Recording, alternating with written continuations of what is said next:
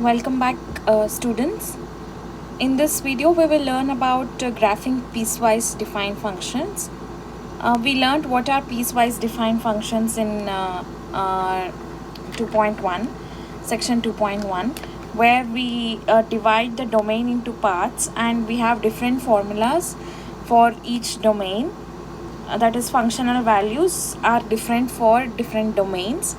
So that is a piecewise function. So we will learn how to plot a piecewise function, that is how to sketch the graph of a piecewise function. So here we have a function f of x, which is this is actually exercise number 36 in your book. Function f of x, which is equal to 1 minus x if x is less than negative 2 and 5 if x is greater than or equal to 2. So you have two tables here. Based on what it is given, like it is 1 minus x when x is less than negative 2 and 5 if x is greater than or equal to negative 2. Okay, when x is less than negative 2, y is equal to 1 minus x. So that is how the function is defined. So I will consider the values of x which are less than negative 2, that would be negative 3, negative 4, negative 5 and negative 6, and find out the corresponding values of function f using the formula given here. So when x is negative 3 minus 1 minus negative 9, 1 minus of minus 3 would be 1 plus 3, so that is 4. When x is negative 4, you will get it to be 5. When x is negative 5, it is 6, and negative 6, it is 7. So we found out table of values for certain arbitrary values of x for one part of the function. Then when we consider x is greater than or equal to negative 2, I will consider first to be negative 2, because I can take the value negative 2 in this particular case, and it is a constant function defined for values greater than or equal to negative 2. That constant is 5. So when x is negative 2, it is 5. When x is negative 1, it is 5. So anything that is greater than or equal to negative 2, your value is fixed.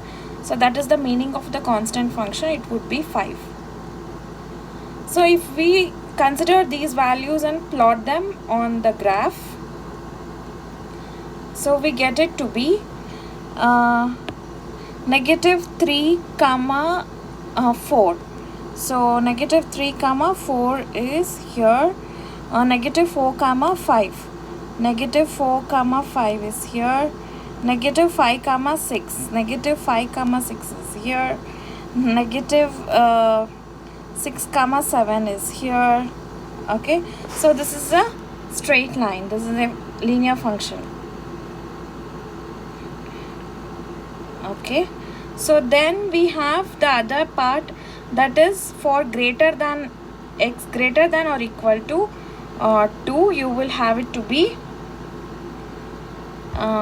negative 2, sorry, you will have it to be equal to 5. So where is here? So from 2 to everything like greater than or equal to 2, you will have it to be 5. So it takes all the values, that is horizontal. So this would give us y is equal to 5, and this is y is equal to 1 minus x. So together, both the lines together forms the or is represents the piecewise function, that is f of x, given function f of x. So a very popular piecewise defined function is your absolute value. Actually, we plotted this absolute value, not exactly absolute value of x, but negative of absolute value of x in the coordinate plane while I was expressing graphing an equation. So you can go back to it and see how we plot this particular function. So this is a very popular piecewise function So that was x if it would give you x if x is greater than or equal to 0, and negative x if x is less than 0. So this has two parts again. Therefore this is a piecewise defined function. And here I would like to introduce another function which is called as greatest integer function. Greatest integer function. So which is defined to be like you write it as double lines x. So it looks like a double bordered big parenthesis, and within the parenthesis you will have the number x.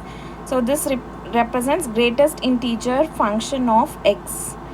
Okay, so that is equal to, so it is defined to be greatest integer less than or equal to x.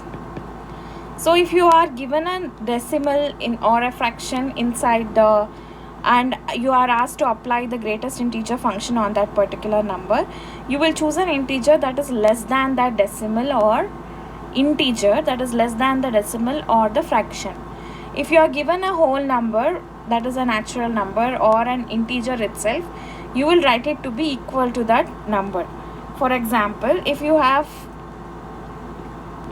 asked to find out the greatest integer value of 2. So this is an integer by itself. You don't have a decimal tail to it, or it is not a fact. It is a whole number. So therefore you write the integer itself. So if you have a decimal tail, so like 1.75 or something, so which is the integer value that is immediately less than 1.75, that is 1. So if you apply the greatest integer function to numbers like this, you will have to write the integer value that is less than or equal to that number. So what if it happens to negative number with a decimal tail? So negative 3.5 is nothing but you know that negative values, as you move left of the real line, your values decrease. So which is the value that is next of the 3 or 3.5? That would be negative 4. So that is the lesser value, because it is a given number is a decimal number or has a decimal tail, you will write a value that is less than the given number. So that would be negative 4. Okay, so if you have to plot this is also a piecewise defined function. So how is that? So let us see how is that. So I consider x. So x if it takes the values from negative 2 and in between and up to negative 1. So what would be the absolute value of x? So that, greatest integer, not absolute value, I'm sorry. Greatest integer value of x within that would be less than, if it is in between negative 2 and negative 1, it would be negative 2. If it is equal to negative 2, it would be negative 2 itself, right? So it is negative 2. Okay, so and if it is negative 1 less than or equal to x less than 0, so it would be negative 1. And if it is 0 less than or equal to x less than 1, it would be 0. Okay, and if it is 1 less than or equal to x less than 2, so it would be 1. 2 less than or equal to x less than 3, it would be 2. Okay, so if we have to plot this, I need a graph. Okay, So considering this graph, 3, 4, 5, 6, 7, 1, 2, 4, 5, 6, 7, 1, 2, 3, 4, 5, 6, 7, 1, 2, 3, 4, 5, 6, 7. Okay, this is x-axis, y-axis. I will name the numbers.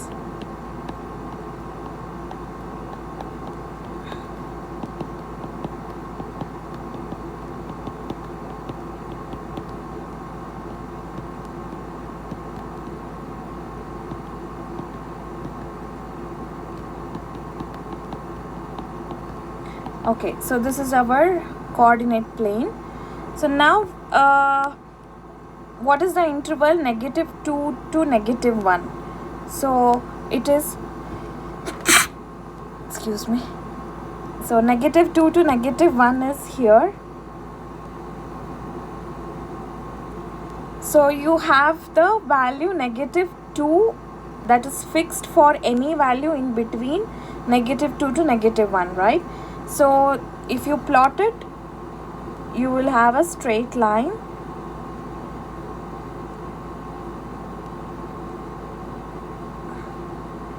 You'll have a straight line here, but it should not touch the -1 line. Okay.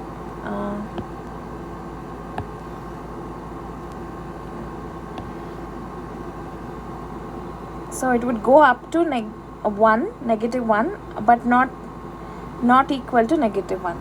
So that would be one part. The other part would be -1 to 0. So -1 to 0 is here. So that would be -1, right? So it is here. Go near to the y-axis but never touch the y-axis. Okay, and then 0 to 1 would be 0 itself. So when y is 0, so you are touching the x-axis, so it will lie on the x-axis. Go near to 1 but never equal to 1. So when you consider the values 1 to 2, so 1 to 2 will be 1. So this would be the step. So can you see, recognize the pattern? This particular function is pictorially it looks like steps. So this is a very good example of step function that you will learn, that I will define very soon. So this kind of a function is also called as a step function. So there are many real life examples of step function, where we discussed last time in the video of 2.1, where we discussed about bank balance of the minimum balance of your checking account or a savings account. So what would be the interest rate of it, etc. So that is a very good example of a step function. And there is another function that is given in your book, that would be the cost function for a global data plan. So that is your mobile data plan or any data plan. So you have, like, for particular amount of data, you pay particular amount of money, particular amount for particular data. Like for 100 mg you pay $20 or etc., something like that. So all those have a certain range over which your prices will be charged, and that is a very good example of a step function. You can go to page number 163 in your book and look at that particular exercise, because you have certain homework problems that you need to solve based on analyzing a word problem and converting it into mathematical equations and plotting the graph and see how it looks pictorially. So you have all such things to do. So go for page 163 and look for example 7. You will understand better about your step function. And before I go further or give you quiz questions, I would be defining a continuous function. So by the name itself you understand that a function is continuous.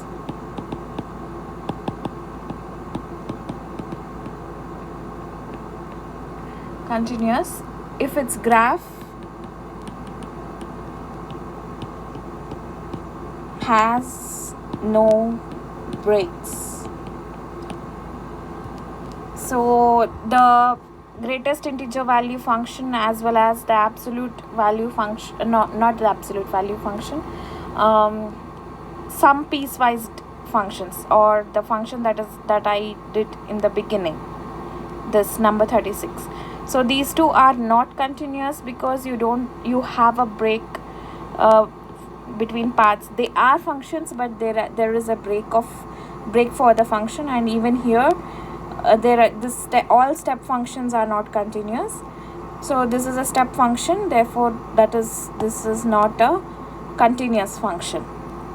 So if you find out a graph, write it as a set and plot it on a coordinate plane, and you see that there are breaks, then it will not be continuous. If there are no breaks, then it is a continuous function. So with this I would like to give you quiz questions. So this is quiz 2.2.2. I wish to give only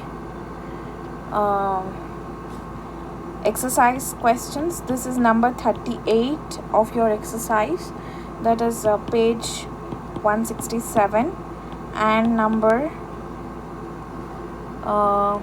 28, same page 167, and number 82, page 169. So 82 is a word problem, so you will have to read example 7 to understand that. If you have any questions in interpreting the word problem and you need some help, please come to the office hours.